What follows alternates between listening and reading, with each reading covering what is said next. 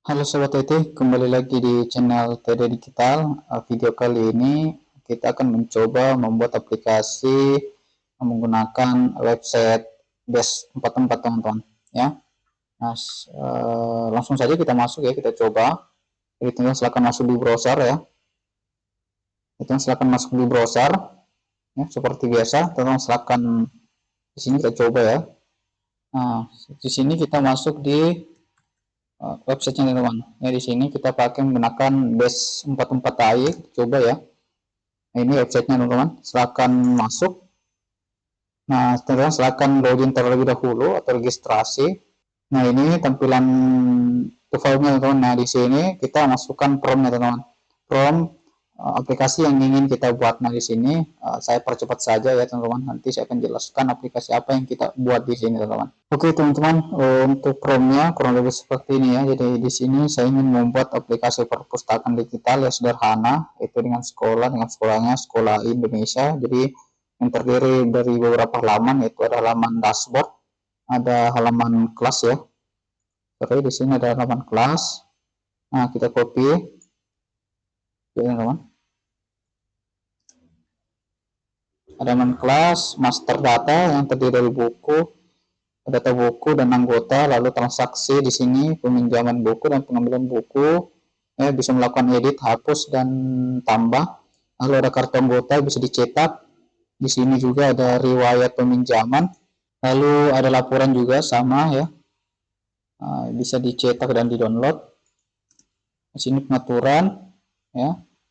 Oke, pengaturan. Lalu kita sini.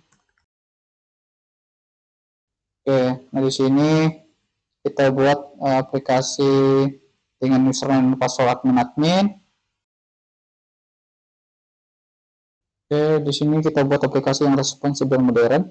Jadi kurang lebih seperti ini ya teman-teman. Kita coba menggunakan website base44 AI untuk membuat aplikasi sederhana teman-teman. Oke, ketika sudah formnya seperti ini, kita coba kirim. Nah, di sini kita disuruh menunggu ya, sementara membuatkan aplikasinya teman-teman. Jadi kita tunggu beberapa menit ya. Nah, di sini pembuatan aplikasi digital ya, sementara dalam proses generate. Jadi di sini tergantung koneksi jaringan teman-teman. Jadi kita tunggu sampai koneksi atau base44 selesai melakukan pembuatan aplikasi. Nanti saya percepat saya teman. Nanti saya akan tampilkan hasilnya teman-teman.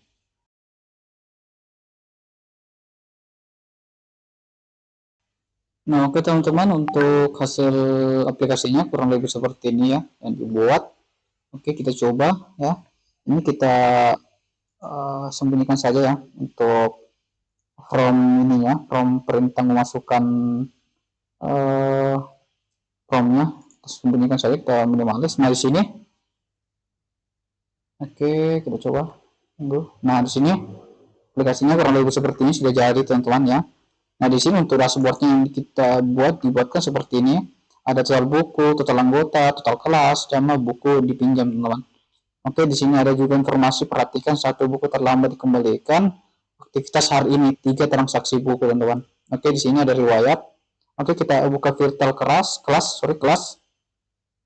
Oke, ini kelasnya teman-teman. Nah, di sini untuk datanya ya. Oke, kita hapus apakah berfungsi untuk hapusnya. Oke. Nah, di sini ada hapus. Oke, di sini tombol hapus berfungsi teman. Coba kita hapus semua saja.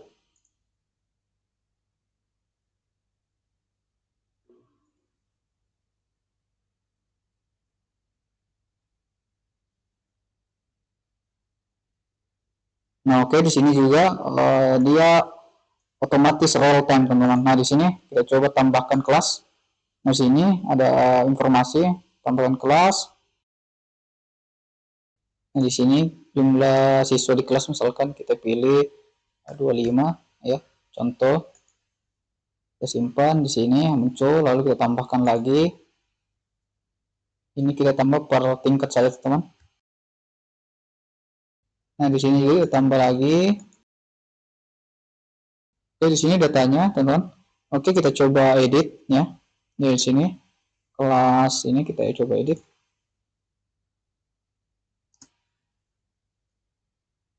di sini berubah teman-teman. Oke. Nah, di sini berubah. Kita masuk di data buku, teman-teman. Nah, di sini oke. Kita kembali, teman.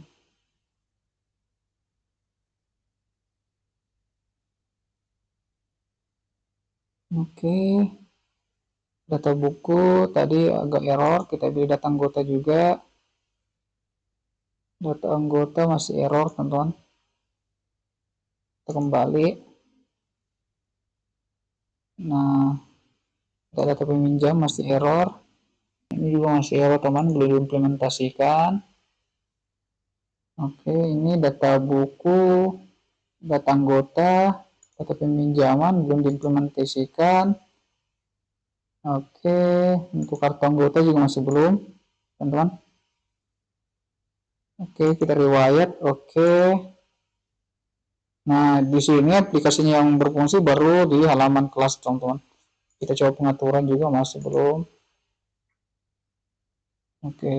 Nah, di sini kita coba untuk kirim formnya lagi, teman-teman. Kita ingin Oke, di sini kita fungsikan. Jadi di sini form selanjutnya kita ingin untuk menu halaman data buku, data anggota, peminjaman sampai pengaturan kita fungsikan ya. Oke, lalu kita kirim formnya. Lalu di sini kita tunggu aplikasi Base44 lagi membuat ya di sini. Oke teman-teman, ini hasil keduanya teman-teman.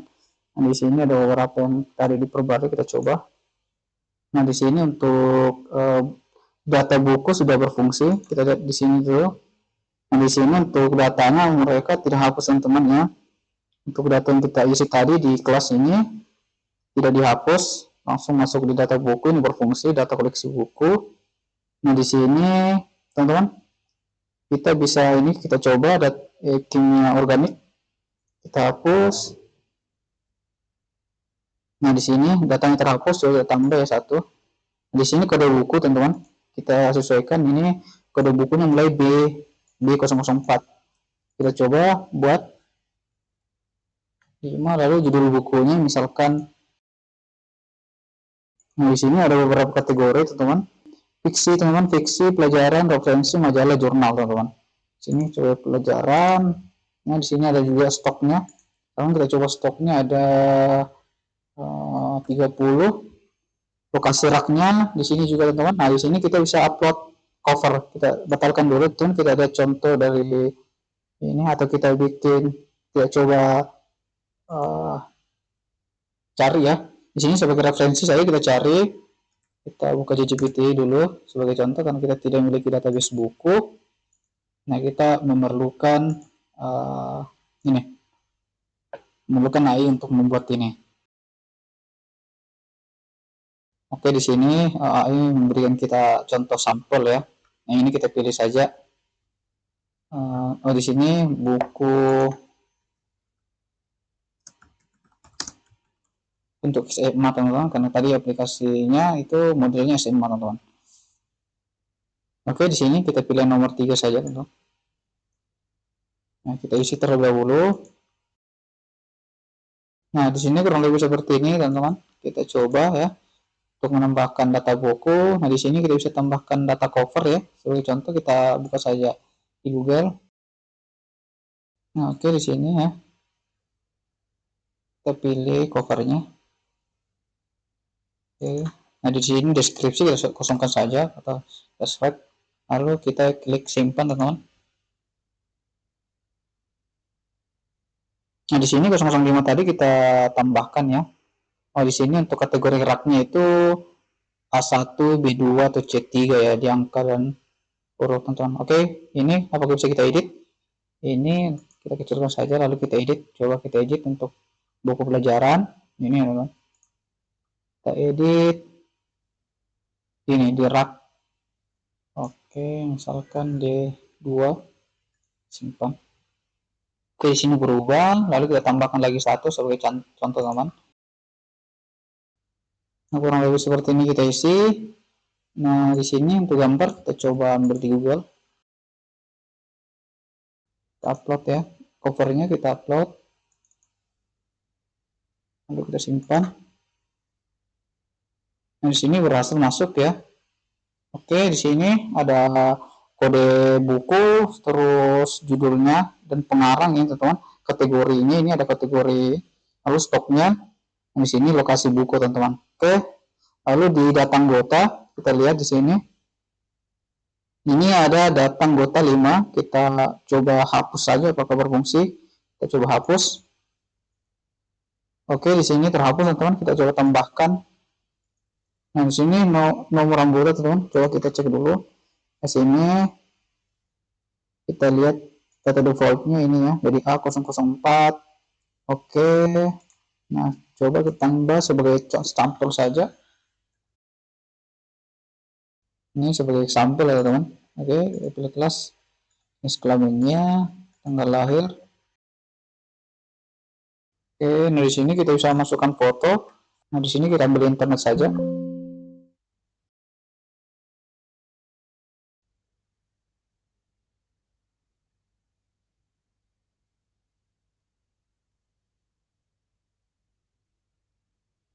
Oke, di sini data tersimpan. Lalu di sini ada data foto yang tampil ya. Di sini untuk data peminjaman kita cek. Nah di sini kita bisa melakukan peminjaman, kita coba ya, ini tambahkan. Nah di sini ada anggota ya, tadi sesuai dengan yang kita input ya, lalu kita pilih, lalu jenis buku yang kita pilih apa. Nah di sini sebagai contoh tadi kita masukkan ini ya teman, kita coba ada 55 stoknya, kita pilih lagi tanggalnya, ini otomatis ya, jadi otomatis terdeteksi untuk tanggalnya, kita tidak bisa ubah. Lalu pengembaliannya di sini sebagai contoh kita pinjam selama 1 minggu ya, atau 3 hari teman-teman. Di sini sekarang tanggal 10 ya, jadi misalkan kita kembalikan di tanggal 15 teman-teman. Oke, lalu kita pilih simpan. Nah di sini ada ya kode transaksinya ini teman-teman. Nah kita tulis status pinjam. Nah oke, lalu kita tambahkan lagi sebagai contoh, ini kita tambahkan atas nama Maya teman-teman. Lalu kita pilih buku ya. Nah di sini untuk buku ya, jadi dia otomatis berkurang teman-teman ketika kita melakukan peminjaman. Oke, di sini kita pilih yang ini, lalu tanggalnya kembalinya kita pilih misalkan ini, lalu kita simpan. Di sini ada statusnya ya teman ya. Oke, di sini kita ini ada terlambat, jadi ketika melewati harinya teman-teman, ini statusnya terlambat teman-teman. Oke, di sini ada menu kartu anggota. Nah, di sini kita bisa cari tadi Shakira. Nah, di sini ada kartunya Shakira, teman-teman. Nah, di sini ya. Ada menampilkan foto, ya, di sini nama, lalu ini kode kartu anggotanya, teman. Oke, kita cetak apakah berfungsi? Nah, di sini fitur cetaknya juga berfungsi, teman-teman. Nah, ini cetaknya berfungsi, namun di sini dia cetak secara keseluruhan, teman-teman. Oke, ini juga bisa kita perbaiki nanti ya, teman. Lalu kita pilih menu riwayat. Nah di sini coba kita pilih riwayat tadi, ini kita lihat. Nah di sini ada data riwayat peminjaman teman-teman. Kita coba lihat yang memiliki denda tadi. Oke. Nah ini ya. Oke, di sini karena kita pilih ini. Oke, di sini ada peminjaman. Jadi ketika kita lewat atau terlambat, maka ada denda di sini teman-teman. Oke, kita coba cetak. Fitur cetaknya juga berfungsi teman-teman. Namun di sini mencetak seluruh halaman ya. Oke, ini bisa di cut saja, lalu atau bisa teman-teman edit, masukkan promnya. Lalu di sini ada laporan. Nah di laporan ini kita bisa melakukan pengunduhan. Ini ada data buku, laporan data anggota, laporan peminjaman aktif, sama laporan buku terlambat. Nah di sini kita coba unduh dulu atau download. Oke, di sini dalam bentuk Excel teman-teman. Oke, di sini semua fitur berfungsi teman-teman. Kita coba buka. Nah ini datanya ya, data buku kurang lebih seperti ini kita masukkan tadi teman-teman. Ini data yang kita masukkan tadi ya, data buku sejarah sama data buku fisika, teman-teman. Oke, lalu ada pengaturan. Nah, untuk pengaturan di sini ada beberapa ya. Nah, ini kita bisa masukkan prompt nanti, teman-teman. Untuk data pengaturan kita bisa lakukan edit data ya. Nah, ini ada keamanan. Oke, kurang lebih seperti ini, teman-teman. Nah, oke, lalu coba kita masukkan prompt lagi, teman-teman. Nah, ini ada limit ya, ada limit untuk akun yang gratis. Kita hanya bisa mengirim 25 prompt, teman-teman. Ini ada, jadi kita sudah gunakan 5 prompt, melakukan pengiriman 5 prompt, jadi kita sisa mempunyai 25 prompt. 25 prompt ini limit kita ya, jadi kita sudah menggunakan pengiriman 5 prompt, teman-teman. Jadi sisa 20 prompt, teman-teman. Oke, di sini kita langsung saja ya, teman-teman. Coba kita tambahkan halaman login. Oke, di sini. Nah, di sini teman-teman kita lihat kita sudah melakukan 5, jadi dalam satu hari itu teman-teman kita hanya bisa mengirim 5 prompt. Nah, ini ada kredit 5 prompt ya, jadi satu hari itu kita hanya bisa melakukan pengiriman 5 prompt, teman-teman. Nah, kurang lebih seperti ini ya untuk promptnya, untuk aplikasinya. Oke, jika teman-teman menggunakan, jadi teman-teman bisa masuk di menerbitkan di sini ya. Nah, ini URL domainnya, aplikasinya, teman-teman. Jadi teman bisa bagikan juga nah, di sini ya. Ada beberapa fitur. Coba kita terbitkan, kita pilih nih menerbitkan aplikasi. Nah, ini aplikasinya, teman-teman ya. Nah, di sini kita bisa konfigurasi, ada pengaturan ya, teman-teman. Coba kita kembali. Coba kembali ke aplikasi. Nah, di sini kita pilih dashboard, teman-teman. Lalu kita pilih setting di sini, ada pengaturan ya. Di sini juga kita bisa masukkan logo. Sebagai contoh kita ganti logonya ya. Coba kita gunakan logo ini, teman-teman. Oke, sukses logonya berubah ya, teman-teman. Oke, lalu sini kita bisa setting aplikasinya ya. Ini ada beberapa, jadi untuk main type sini. Jadi kita bisa memilih ketika kita masuk di aplikasi apa yang terlebih dahulu. Di sini yang terlebih dahulu terbuka adalah halaman dashboard, teman-teman. Jadi teman-teman bisa otak-atik di sini ya, sesuaikan dengan masing-masing. Nah, teman-teman bisa hapus aplikasinya di sini ketika teman-teman tidak gunakan lagi. Di sini juga ada beberapa pengaturan ya. Nah, ini nama aplikasinya ya, nama aplikasinya. Oke. Nah, juga di sini ada deskripsinya, teman-teman. Nah, di sini untuk aplikasinya, ini kita perhatikan di settingnya ya. Ini ketika kita masuk, ini apakah kita login ya menggunakan email atau publikasi non login, teman-teman. Kita coba publikasi non login. Kita pilih publikasi, kita pilih apply. Nah, ini halamannya otomatis ya. Oke, coba kita buka menggunakan email kita, teman-teman. Nah, ini teman-teman, jadi aplikasinya sudah terbuka, jadi kita login menggunakan data email yang kita daftarkan, teman-teman. Oke. Nah, oke. Coba kita copy, kita buka menggunakan browser lain, teman-teman. Ini aplikasinya sudah logonya terbuka ya, teman. Oke, kita coba. Nah, di sini butuh akses untuk login, teman-teman. Untuk loginnya yaitu teman-teman bisa menggunakan password ya, gunakan email yang teman-teman gunakan daftar di aplikasinya ya. Nah, ini aplikasinya. Jadi akses loginnya itu menggunakan data email yang kita daftarkan di aplikasinya. Oke. Nah, ini jadi aplikasinya ini berfungsi ya, teman. Jadi bisa diakses. Oke, kita coba, ini sudah kita gunakan. Coba kita lihat datanya yang kita upload tadi ya, ini ada datanya 3. Jadi di sini untuk database-nya itu otomatis tersimpan ya di sistem aplikasi base-nya, teman-teman. Nah, di sini ya. Jadi sini memudahkan teman-teman dalam pembuatannya. Di sini ada page-nya ya, ini ada halaman-halamannya. Ini ada data codingan untuk data dashboard ya. Ini codingan untuk dashboard, codingan untuk kelas teman-teman ini. Nah, di sini bisa disalin ya teman-teman, bisa teman-teman copy ketika teman ingin ambil datanya ya. Di sini data buku juga ada teman-teman. Jadi di sini aplikasinya lengkap ya, jadi teman-teman bisa langsung gunakan di sini. Jadi teman-teman hanya menggunakan Chrome saja ya. Lalu teman-teman aplikasinya sudah jadi dan lengkap dengan database-nya teman-teman. Oke, di sini sekian dari tutorial ini. Nanti kita lanjut ke tutorial selanjutnya teman ya, untuk membuat aplikasi selanjutnya di Base 44 teman-teman. Nah, di sini untuk aplikasinya sudah sukses ya. Ini ada sukses, jadi teman-teman silakan sesuaikan dengan kebutuhan masing-masing saja.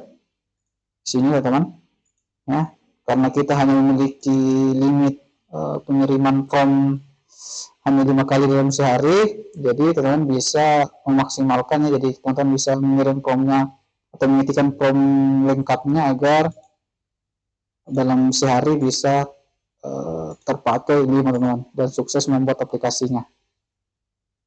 Oke, sekian video ini, sampai jumpa di video selanjutnya untuk membahas pembuatan aplikasi menggunakan form. Nah, ini contohnya kita menggunakan website Base 44 teman-teman. Oke, sampai jumpa di video selanjutnya. Terima kasih, semoga bermanfaat.